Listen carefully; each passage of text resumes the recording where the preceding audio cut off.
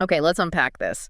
The logistics world is seeing some really significant shifts right now. Yeah, big time. You've probably caught wind of UPS planning some major changes. We're talking substantial job cuts, facility closures hitting the news recently. And what's fascinating here is how intertwined this all is with their relationship with Amazon. Their biggest client, arguably. Right. And it looks like a very deliberate strategic turn that UPS is taking here. Exactly. So for this deep dive, we're really zeroing in on UPS's decision to, significantly scale back its work with Amazon.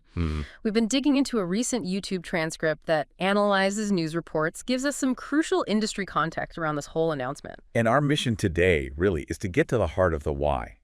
Why these pretty dramatic moves? Yeah, what's driving it? We want to go beyond just the raw numbers and really understand what this means for UPS, for Amazon, and potentially the ripple effects for you listening. All right, so let's jump straight into those headline numbers because they paint a pretty clear picture of the scale we're talking about. They really do. UPS is planning to cut approximately 20,000 jobs in 2025.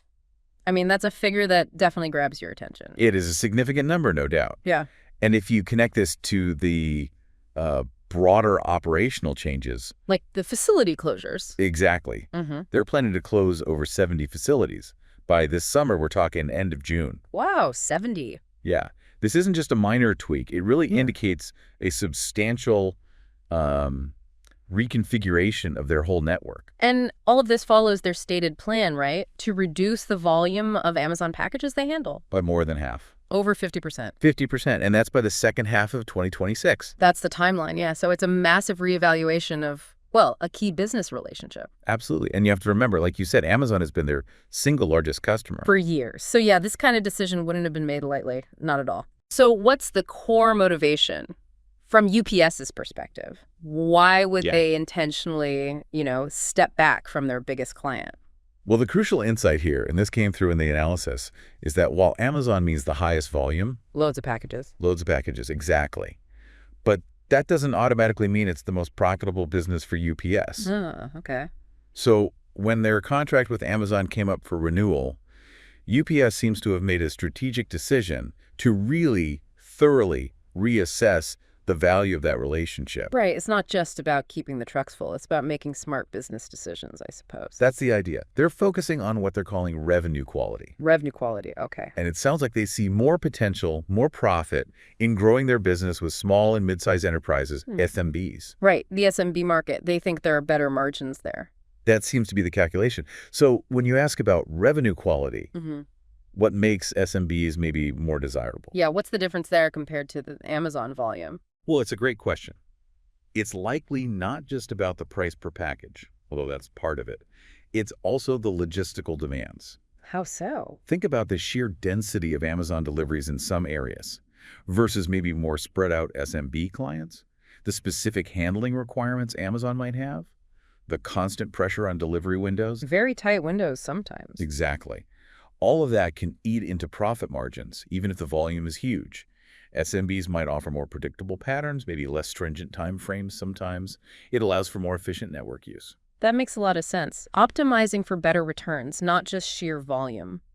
And these aren't just, theoretical benefits. UPS is projecting some pretty significant savings. They are. They're anticipating savings around $3.5 billion in 2025. $3.5 billion. Yeah, directly as a result of these changes. Wow. That really puts the magnitude of this whole decision into perspective. It truly does. It highlights the financial impact they expect from this strategic pivot. Now, let's delve a bit more into the timeline, the scale of this Amazon shift. They announced the plan back in January, right, to cut the business in half. Yes, back in January. And a critical detail is that this isn't happening overnight. Right, it's phased. It's strategically planned over an 18-month period. Full implementation expected by July 2026. 18 months, okay. And just to really grasp the impact, Amazon's business, what did it represent for UPS revenue-wise? In recent years, it's been somewhere in the range of 10 to 15% of their total revenue. So quite substantial. Definitely. So cutting that volume by over 50%. Yeah. The analysis we saw put it at roughly 55% of their previous Amazon volume being cut. That's significant. Very significant. Now, this kind of major operational shakeup, it's bound to have consequences for the people working at UPS. Absolutely. The human element. What are we hearing about how this affects employees? And what's the Teamsters Union saying about all this? Yeah, that's obviously a major concern. The Teamsters Union has indicated that their current collective bargaining agreement, well, it provides some protection for full-time employees against outright layoffs. Okay, so the full-timers have some contractual protection. Seems so. Which strongly suggests that those 20,000 job cuts we mentioned, they will primarily affect part-time workers within the UPS network. Ah, okay. That's a really important distinction. So full-time positions might be safer, but a big chunk of the workforce is still impacted. A very significant segment, yes. And it sounds like the union has broader concerns, too, beyond just these immediate cuts. Like what? Well, the primary concern, as emphasized in the transcript we looked at, is the whole trend towards automation. Ah, automation, yeah. They see UPS implementing more technology in facilities and operations, and they view this growing reliance on tech as a major long-term threat to job security for their members. We even heard, I think, a union rep quoted suggesting UPS should maybe lay off mid-level managers instead. That was mentioned, yeah. Instead of impacting the frontline workers, it definitely highlights the different perspectives and tensions about where cuts should happen. For sure. And it's also worth noting, there was a specific mention of the agreement guaranteeing 30,000 jobs just within Utah. How interesting. Yeah, just as a sort of localized example of the union trying to secure employment levels. Okay, let's shift gears a bit. Look at this from Amazon's side. The industry analysis in our source had some really interesting points about their long-term strategy. Yeah, this part is fascinating. It points to a strategy Amazon's been pursuing for, well, over a decade now. Building their own logistics. Exactly. Building out their own comprehensive logistics network. Apparently, they started by partnering strategically with lots of different carriers: air, rail, highway. Okay, so working with the industry first. Right. And this initial phase seems to have been about gathering data. Lots of valuable data and intelligence about how logistics actually works from the inside. Almost like a strategic intel gathering operation. You can almost see it that way, yeah. Learning the landscape from the inside out, understanding the complexities, the efficiencies, the potential improvements. And then they use that knowledge. Leverage this data to develop their own capabilities, which now include, their own planes, Amazon Air, and that huge expanding network of delivery vans you see everywhere. Right. The analysis also touched on maybe a less positive angle for those early partners, though.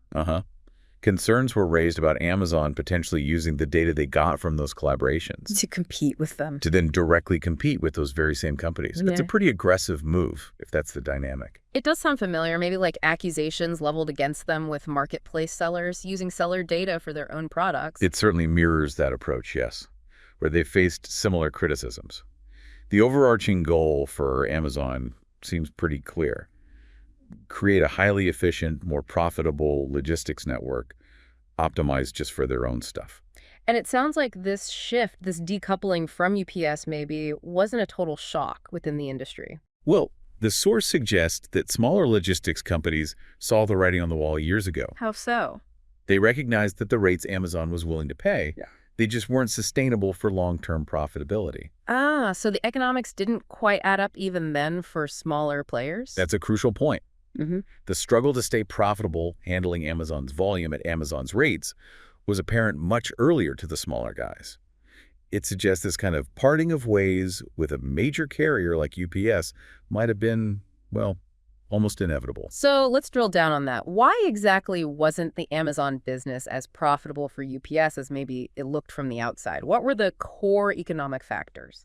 The primary factor cited is just Amazon's immense market power. Their sheer size in e-commerce. Exactly. As the dominant player, they have significant leverage. They can negotiate very favorable pricing, very favorable terms with shipping partners, and that squeezes margins. Makes perfect sense. If you're moving that much stuff, you're in a strong position to dictate terms. Absolutely. And then add to that what we just discussed, Amazon's own internal logistics network. Right, they're handling more themselves. It's grown substantially. It handles a large and growing percentage of their own deliveries now, which naturally reduces how much they need external partners like UPS or FedEx for their core shipping. Okay. Now, another big topic in the air recently is tariffs. Potential trade changes. How do these UPS cuts and closures relate to that? Is there a connection? Well, according to UPS themselves, no. They've been quite clear. Oh, okay. They state that the current job cuts, The facility closures, these are primarily a direct result of that strategic decision to reduce Amazon volume. So it's about the Amazon shift, not tariffs. That's their stated position, not a direct consequence of existing or anticipated tariffs. So while tariffs might be a future concern, for the wider economy, maybe overall shipping volumes down the line. For sure, that's still out there. UPS is pointing squarely at the Amazon relationship change for these specific actions. Precisely. The potential longer-term impact of tariffs on UPS, on Amazon, that's still uncertain. It'll likely become clearer as policies evolve over the next few months. But the analysis did mention something about shipping volumes. It did note some reports indicating maybe a slight decrease currently in shipping from China to the U.S. And that could be tariff-related. It could potentially be businesses anticipating future tariffs, maybe adjusting inventory or sourcing. But it's separate from the stated reason for the UPS cuts. Got it. We also need to circle back to automation. You mentioned it was a big union concern. Yes. UPS also brought it up. They did. UPS specifically mentioned the increased use of technology and automation in their operations as another contributing factor to needing fewer workers overall. So it's the Amazon shift plus increasing automation. That seems to be the combination they're citing. And as we said, that automation piece is a huge ongoing concern for the Teamsters. They see it driving potential job displacement across the whole sector, really. Okay. So despite the scale of these changes, the big job losses, what's the vibe from UPS leadership? Are they sounding pessimistic? Interestingly, no. The CEO of UPS actually stated publicly a belief that the company will emerge from all this even stronger and more nimble. Stronger and more nimble after cutting ties with their biggest customer and shedding 20,000 jobs. That's the message. They're framing this as a necessary proactive step, enhancing efficiency through what they're calling the largest network reconfiguration in history. Wow. That's a pretty confident stance amidst such significant upheaval. It is. It suggests they have a very clear vision for a future where maybe they achieve greater profitability even if the overall package volume is lower. So it's a strategic bet, basically. Essentially, yeah.